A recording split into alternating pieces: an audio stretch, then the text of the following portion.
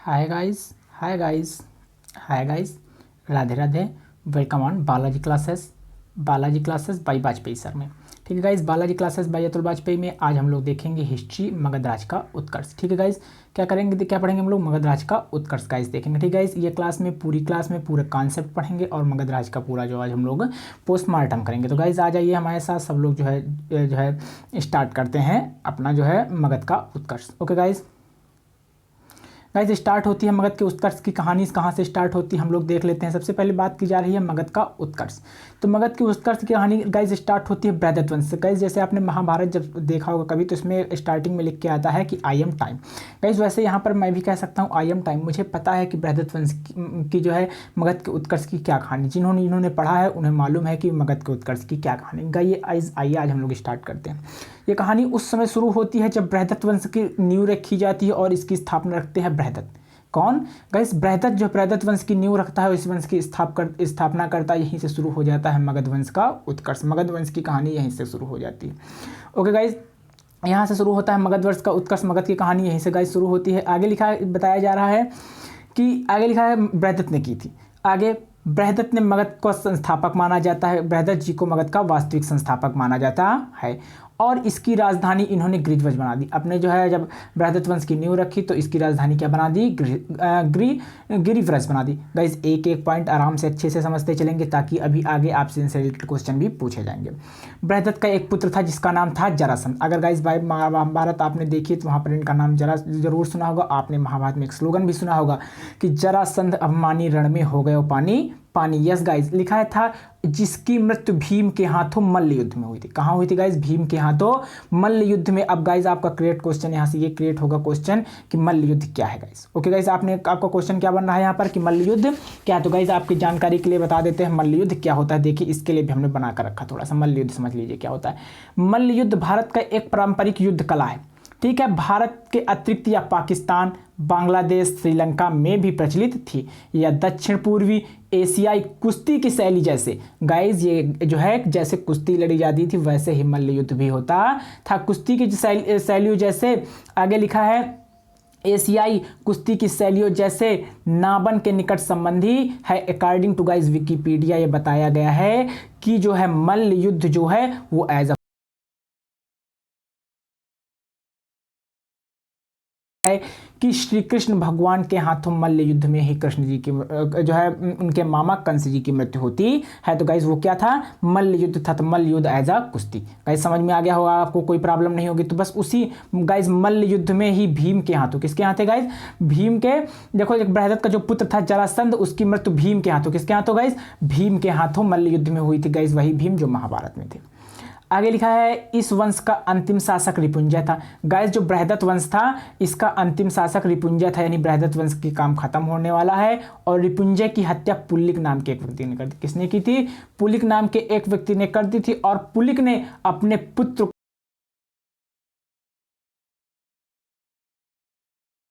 तो यानी कि बृहदत्त वंश की जब नींव रखी, जिन्होंने बृहदत्त जी ने उनका स्थापना की और में मारा गया, तो इस वंश का अंतिम शासक था जिसका नाम रिपुंजय था। और रिपुंजय की हत्या पुलिक ने कर दी और पुलिक ने अपने पुत्र को मगध का शासक बना दिया। Clear guys? That's all right. Any problem? अगर कोई प्रॉब्लम हो रही तो कमेंट सेक्शन में बता सकते हैं। आगे गाइज देखते हैं, बैक टू बैक देखते सारे चलेंगे। अगर आपको कोई प्रॉब्लम है तो आप हमें बता सकते हैं। आगे गाइज क्या लिखा है? पुलिक ने अपने पुत्र की हत्या, पुलिक जो था, देखो पुलिक ने अपने पुत्र को मगध का शासक बनाया और जब पुलिक का पुत्र बन गया तो पुलिक के पुत्र की हत्या भट्टी ने कर दी। गाइस देखिए जो बोगे वही काटोगे। पुलिक के पुत्र की हत्या भट्टी नामक व्यक्ति ने की थी तथा भट्टी ने अपने पुत्र बिंबसार को, किसको? भट्टी ने अपने पुत्र बिंबसार को, किसे गाइस? बिंबसार को मगध का राजा बना दिया। बिंबसार को गाइस क्या बना दिया गया? मगध का राजा बना दिया। गाइस किसे मगध का राजा बनाया? बिंबसार। तो क्वेश्चन यहां से एक ये बन,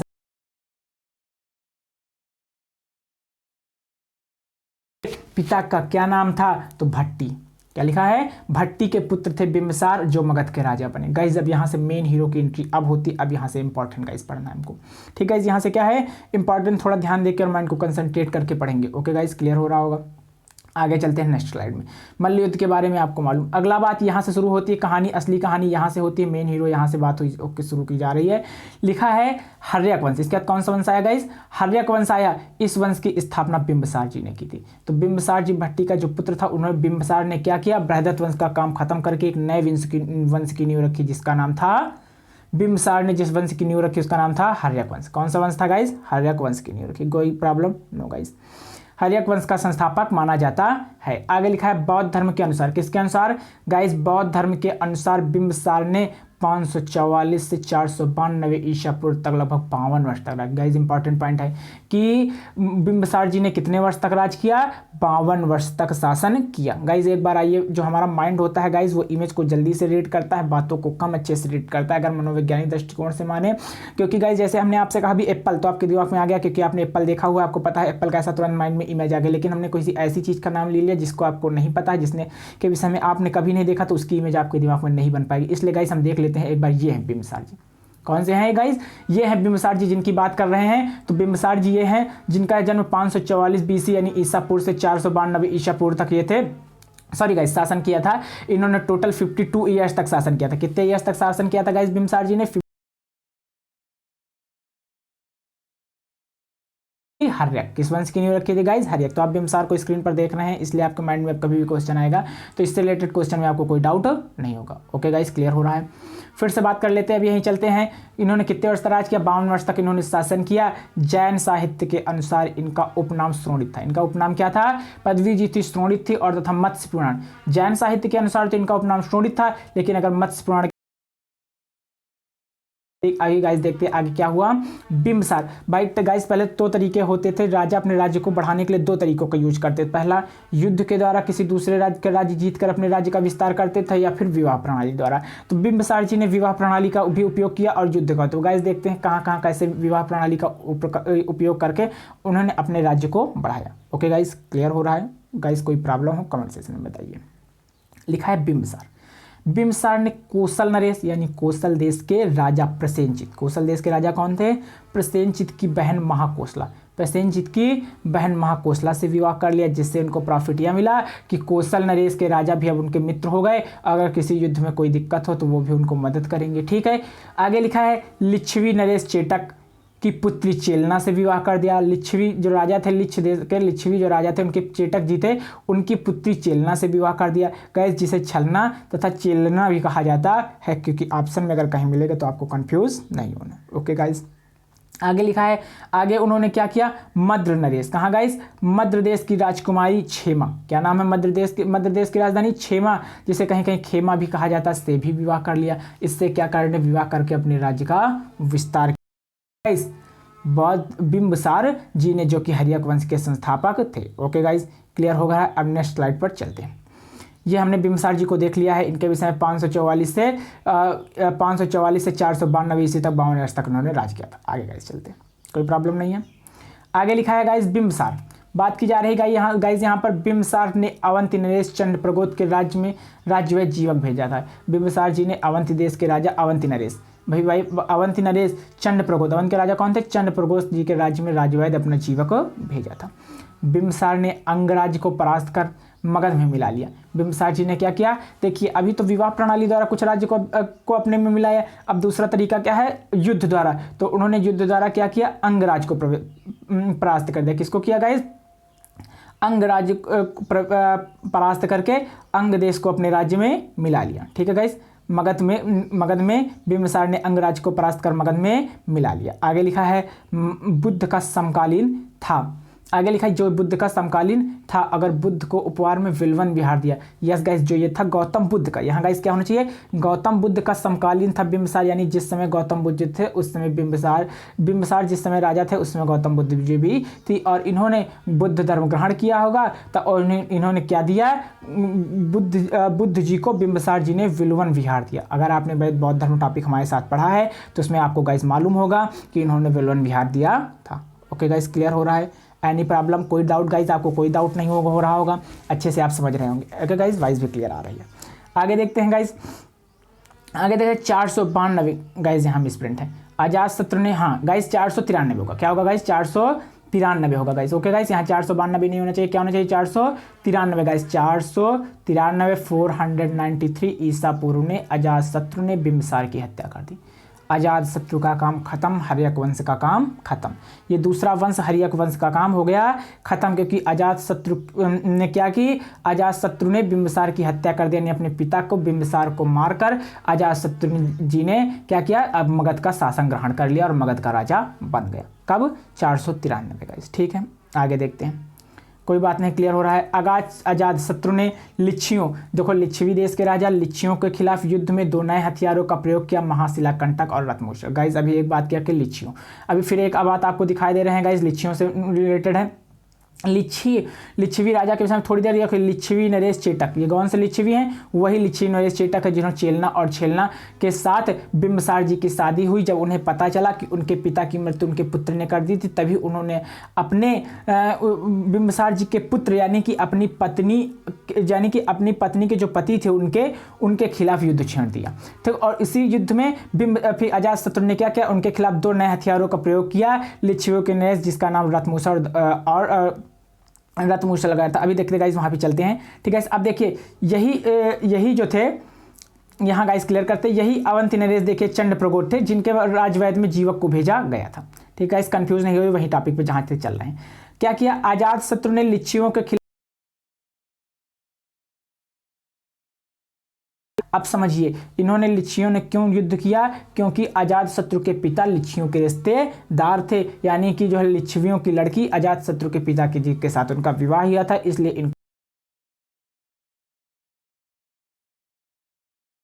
कंटक और रत्नमूषक क्या होगा आपका, ये क्वेश्चन हो गया। तो आप गाइज हम दिखाई देते, ये हैं गाइज हमारे जो है गाइज, इधर देखिए ये हैं हमारे अजातशत्रु जी। कौन से हैं, अजातशत्रु जी हैं, यही अजातशत्रु हैं जिन्होंने लिच्छियों के खिलाफ 2 नए हथियारों का प्रयोग किया था, रत्नमूषक और ठीक महाशिलाकंटक। तो गाइज अब ये देख लीजिए, आपको एक चीज दिखाई देते हैं, ये ऐसे यूनिक ट्रिक से कोई नहीं गाइस, यही है हमारा महाशिलाकंटक। क्या होता है गाइस, ऐसा ही रहा होगा महाशिलाकंटक, यहाँ कुछ अग्नि जलने वाले या फिर ज्वलनशील पदार्थ, जैसे हमारे यहाँ तोपे होती, बस गाइस ऐसा ही कुछ रहा होगा। इसमें वो पदार्थ रखकर और ऐसे कुछ खींचकर छोड़ा जाता होगा, जिससे पदार्थ जाकर दूसरी सेना पर पड़ता होगा और उसे नष्ट करता होगा, उनके सैनिकों को मारता। ऐसा ही कुछ हथियार रहा होगा, जैसे कि अब के युग में हमारे सामने तोपे चलती हैं, वैसा ही कुछ रहा होगा, जिसे कहते हैं रथशिला मूसल। ठीक है गाइस, क्लियर हो रहा है अच्छे से, क्योंकि हमारा माइंड में जल्दी बढ़ता है। आगे करते हैं क्लियर। अगर आपको अच्छा लगा तो एक लाइक बटन प्रेस कीजिए और सब्सक्राइब कर दीजिए चैनल को, और शेयर भी जरूर कीजिए, क्योंकि आप ही के लिए तो हम यहाँ बैठे हैं, शेयर करेंगे तभी तो। आगे लिखा है अजातशत्रु का सकार और वत्सकार भी कहा जाता था। ये अजातशत्रु का क्या था, मंत्री था, बहुत ही योग्य मंत्री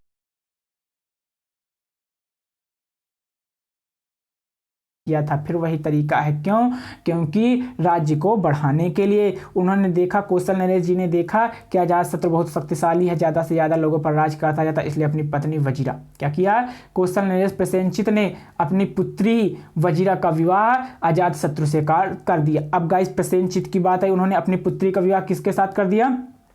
ठीक है, अब थोड़ा सा एक चीज़ पीछे ले चलते हैं, आपको एक चीज़ और दिखाते हैं अभी। ठीक है, देखिए यहाँ कौशल नरेश ने प्रसेनचित की बहन को, इसकी प्रसेनचित की बहन महाकोसला का विवाह किया था बिंबिसार जी के साथ। ठीक गाइस, कौन सा नरेश थे, प्रसेनचित जी ने, किसने, प्रसेनचित जी कौशल नरेश थे। अब गाइस यहाँ देखिए गाइस, अब आपको एक चीज और दिखा रहे हैं। ठीक है गाइस,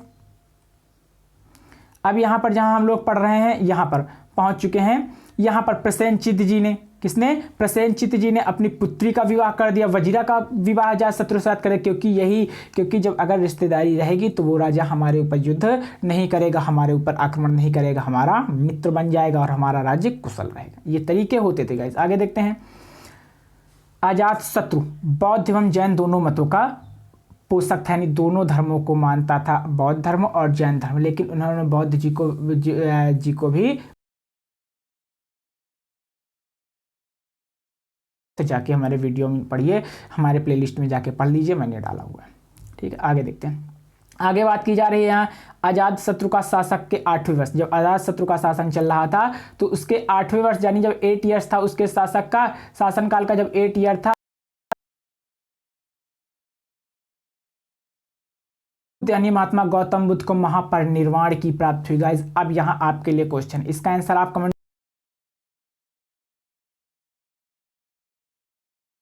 धर्म वाला टॉपिक नहीं पढ़ा है, जैन धर्म का मेरा टॉपिक नहीं पढ़ा, तो प्लेलिस्ट में जाके पढ़िए, वहीं पर मैंने बताया है आपको। उसको पढ़कर और यहाँ नीचे कमेंट बॉक्स में जाकर मुझे बताना कि महापरिनिर्वाण क्या होता है। गाइस मैं बता देता हूँ अभी आपकी जान के, महापरिनिर्वाण गौतम बुद्ध जी की मृत्यु को कहा गया है। जिस गौतम जी की मृत्यु हुई थी उसे महापरिनिर्वाण कहा जाता है, यानी महापरिनिर्वाण की प्राप्ति होना। ओके गाइस, आगे देखते हैं। अजात शत्रु की हत्या करके उसका पुत्र उदयन ने कर दी। गाइस देखो फिर यहाँ वही बात आ गई, जैसा बोगे वही काटोगे। अजात शत्रु जी ने अपने पिता बिंबिसार की मृत्यु करके राज्य पर कब्जा किया और उसके पुत्र उदयन ने अपने पिता पर की हत्या करके उदयन ने कर दी। उदयन ने अपने पिता अजात शत्रु की हत्या कर ली और राज्य पर कब्जा कर लिया। उदयन जैन धर्म का अनुयायी था। उदयन किस धर्म को मानता था? उदयन जैन धर्म को मानता था। गाइस उदयन किस धर्म को मानता था? गाइस उदयन जैन धर्म को मानने वाला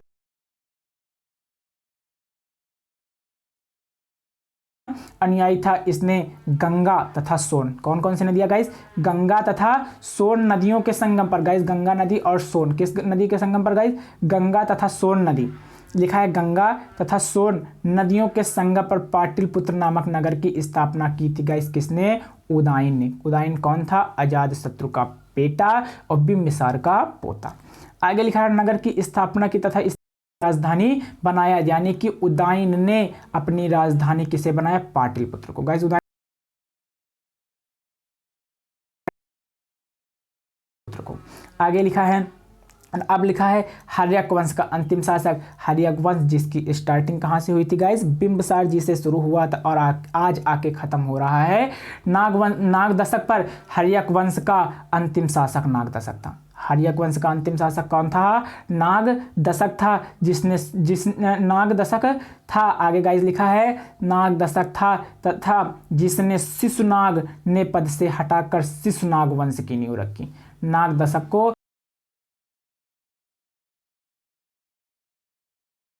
शिशुनाग वंश की नींव रखी। हर्यक वंश का काम खत्म। तो दो वंश खत्म हुए, पहला बृहदत्त वंश, हर्यक वंश का भी काम खत्म हो गया। अब हम चलेंगे शिशुनाग वंश की तरफ। गाइस क्लियर हो रहा है? कोई प्रॉब्लम नहीं हो रही? अच्छे से समझ में आ रहा है? तो कमेंट सेक्शन में जाके कमेंट करिए। ओके गाइस, हर्यक वंश का काम खत्म हो गया। आगे गाइस देखते हैं, तो किस वंश के हम चलेंगे? शिशुनाग वंश की तरफ। लिखा है शिशुनाग वंश। ओके गाइस, किस वंश की तरफ चलेंगे? शिशुनाग वंश। गाइस इस वंश के विषय में देख लेते हैं थोड़ा, शिशुनाग वंश। ठीक गाइस, शिशुनाग वंश। ओके गाइस, देखते हैं शिशुनाग वंश में क्या है। शिशुनाग वंश जो था, शिशुनाग वंश के विषय में थोड़ा देखते हैं, थोड़ा जूम डाउन करते हैं गाइस। हाँ ओके, शिशुनाग वंश की स्थापना, शिशुनाग वंश की स्थापना शिशुनाग ने की थी। तो पहले ही पता, अब यहां से क्वेश्चन नहीं बनता किस वंश की स्थापना की। ओके गाइस, क्लियर हो रहा है? ठीक है। आगे लिखा क्या किया उसने? अवंती और वत्स को हराकर, दो राज्य, एक अवंती राज और वत्स को हराकर मगध में मिला लिया तथा अब उन्होंने मगध में दो राज्यों को और मिला लिया, अवंती और वत्स को।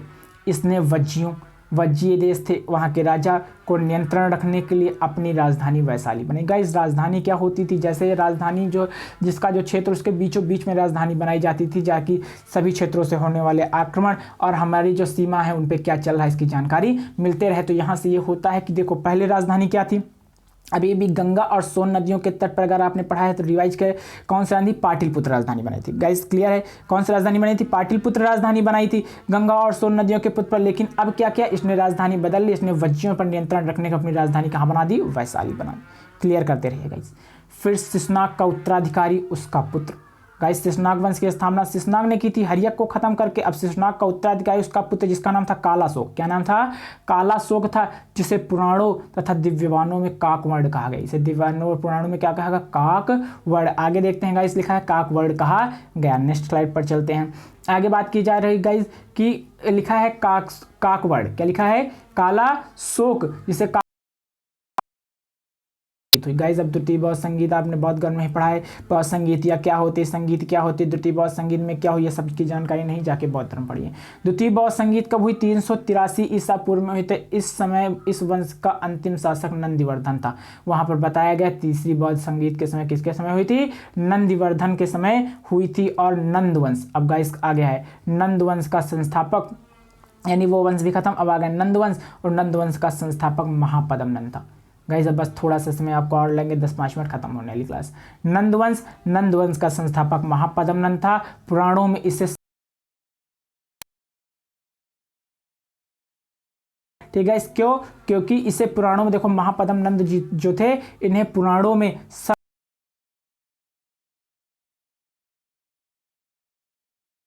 कहा जाता। क्यों? क्योंकि परशुराम जी ने भी पूरी पृथ्वी से क्षत्रियों का नाश कर दिया था एक बार, इसीलिए नंदवंश का संस्थापक जो थे महापद्म नंद जी को भी क्षत्रियों का नाश करने वाला, सर्व क्षत्रांतक या फिर सभी क्षत्रियों का नाश करने वाला, सभी क्षत्रियों का नाश करने वाला भार्गव या परशुराम कहा जाता है। इसने पहली बार कलिंग राज्य को जीता था।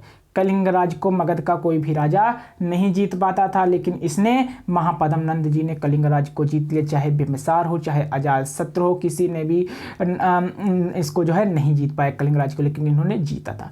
तथा वहां एक नहर खुदवाई थी। क्या किया? एक नहर का निर्माण भी कराया था। तो क्वेश्चन ये बनता है कि कलिंग राज्य को किसने जीता था? तो महापद्म नंद जी ने। अगला क्वेश्चन ये बनता है वहां नहर का निर्माण किसने कराया था? तो जो है महापद्म नंद जी ने। ये महापद्म नंद जी इंपॉर्टेंट है।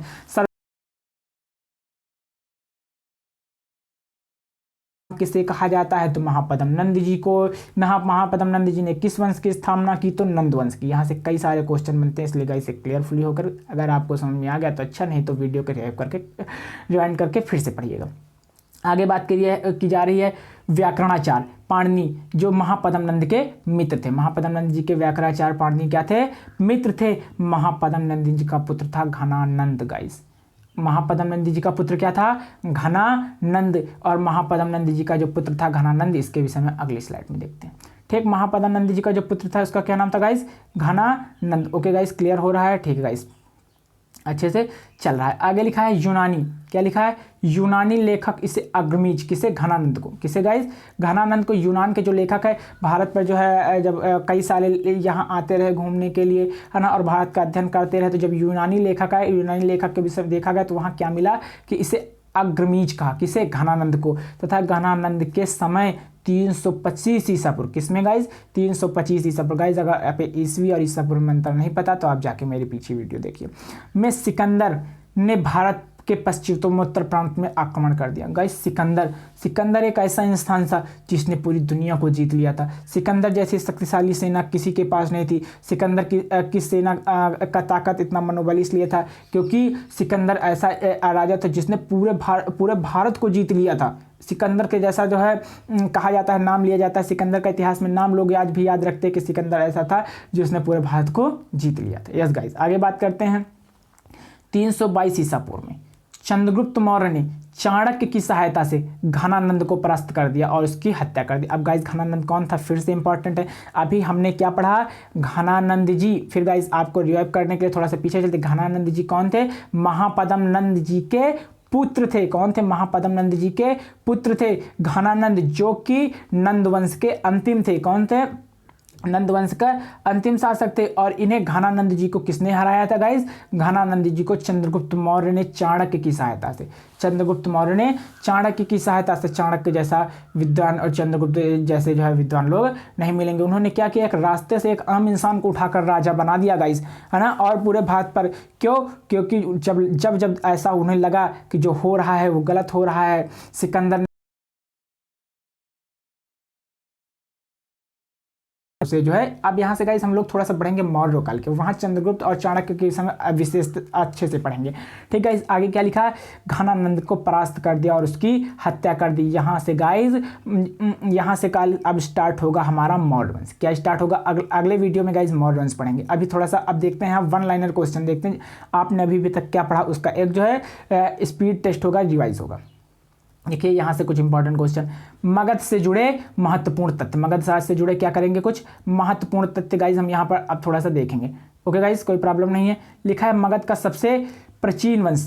क्या लिखा है? मगध के सबसे प्राचीन वंश का संस्थापक बृहदत्त था। तो सबसे पहला कौन सा ही प्राचीन वंश था? सबसे पहला वंश बृहदत्त वंश था, जिसकी स्थापना बृहदत्त जी ने की थी। मगध की राजधानी गिरवज यानी राजगृह बनाई थी। किसने? बृहदत्त जी ने। गाइस कोई कंफ्यूजन नहीं, कोई प्रॉब्लम नहीं। आगे देखते हैं। आगे गाइस लिखिए मगध की गद्दी पर बिंबिसार जी को भट्टी का जो पुत्र था बिंबिसार जी, वो मगध की गद्दी पर 545 ईसा पूर्व में बैठा। अब गाइस यहाँ से इंपॉर्टेंट पॉइंट है, मगध ने कितने वर्ष तक शासन किया, तो टोटल शायद 52 वर्ष तक। अभी गाइस क्लियर करते हैं। बिंबिसार हर्यक वंश का संस्थापक था। बिंबिसार किस वंश का था, हर्यक वंश का संस्थापक, हर्यक वंश की स्थापना की थी बिंबिसार जी ने। आगे लिखा है बिंबिसार ने बृहदत्त को हराकर अंगराज में मिला लिया था। और जब अंगराज जीता था इन्होंने अंगराज जीता था तो अपने आगे देखते हैं, अभी बताते हैं, कंफर्म करते हैं एक चीज़। देखिए ये यहाँ लिखा है बिंबिसार जी ने क्या किया, बिंबिसार बौद्ध धर्म का अनुयायी था, ये तो बात क्लियर है, बौद्ध धर्म को मानता। बिंबिसार ने राजगृह का निर्माण करने के लिए अपनी राजधानी, यस गाइस यहाँ यही चीज़ दिखाना चाहते थे, बिंबिसार ने राजगृह का निर्माण कर उसे अपनी राजधानी, राजगृह को अपनी राजधानी बिंबिसार जी ने बनाई थी। यही राजधानी भी बदलेगी, फिर पाटलिपुत्र जाएगी और फिर से वैशाली जाएगी। देखिए कैसे, बिंबिसार ने मगध पर करीब 52 वर्ष, तो अभी गाइस हमने यहाँ लिख के था, अभी पिछले स्लाइड में था कि बिंबिसार जी ने कितने वर्ष तक राज किया था, करीब 52 ईयर्स तक। ये भी गाइस कंफर्म है, ठीक है गाइस, सही बताया मैंने। आगे लिखा है महात्मा बुद्ध की सेवा में बिंबिसार ने अपने राजवैद्य जीवक को भेजा था, यस गाइस। और अवंत के राजा प्रदोत चंड प्रगोत जब पांडु रोग से ग्रसित थे तो उस समय बिंबिसार के ने जीवक को सेवा में भेजा था, यानी जीवक को उनकी सेवा सुसरा में भेजा था, यानी जीवक महात्मा बुद्ध की सेवा में बिंबिसार जी ने अपने ने जीवक को फिर भेजा किसकी सेवा में, जब राजा चंड प्रगोत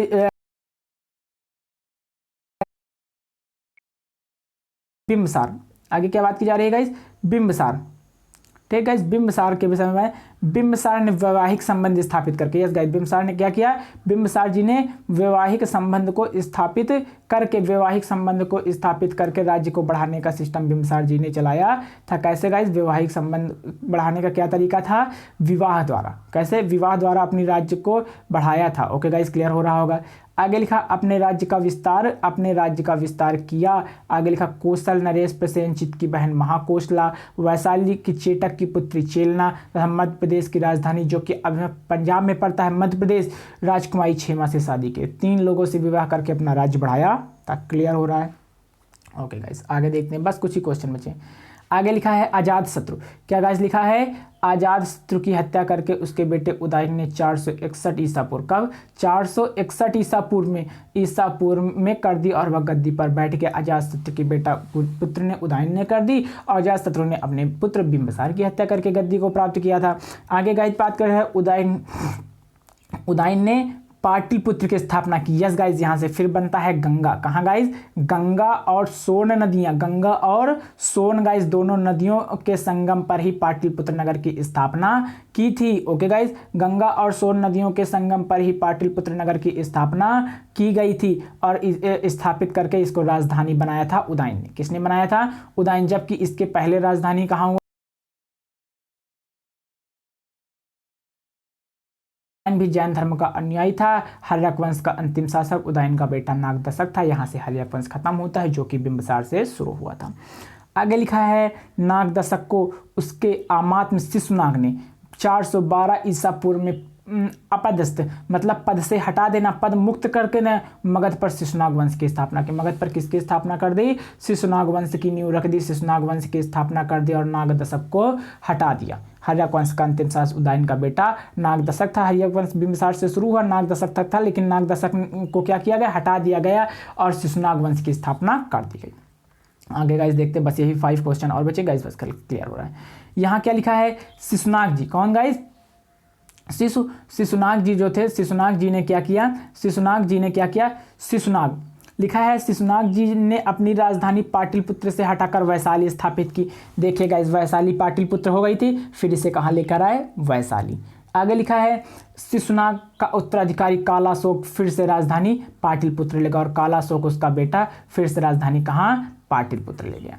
शिशुनाग वंश का अंतिम राजा नंदिवर्धन था, और नंदिवर्धन का ही संस्थापक महापद्म नंद था, जिसे भार्गव सर्वछत्रनाशक कहा जाता है। और महापद्म नंदवंश का अंतिम शासक घनानंद था, जो महापद्म नंद का पुत्र था। यह सिकंदर का समकालीन था। जब घनानंद का भारत पर शासन था तभी सिकंदर ने भारत पर आक्रमण किया था, और इसे चंद्रगुप्त मौर्य ने युद्ध में पराजित किया और मगध पर नए वंश मौर्य वंश की स्थापना कर दी। और इसे किसने हरा दिया, घनानंद घनानंद को चंद्रगुप्त मौर्य ने युद्ध में पराजित कर दिया और इस प्रकार मौर्य वंश आ गया और जो है मौर्य वंश की स्थापना हो गई। अब गाइज अगले वीडियो में हम मौर्य वंश पढ़ेंगे। आपको अगर मेरा डेडिकेशन अच्छा लगा है तो एक बार लाइक बटन प्रेस कीजिए, शेयर कर दीजिए अपने व्हाट्सएप पे, स्टेटस पे सभी दोस्तों को, और लाइक कर दीजिए और कमेंट भी करके बताइए अगर कोई प्रॉब्लम है तो। अगर आप कोई क्वेश्चन पूछना चाहते हैं, कोई भी दिक्कत है या आप कुछ सजेशन देना चाहते हैं तो कमेंट सेक्शन में जाके कमेंट कीजिए। Thanks for class.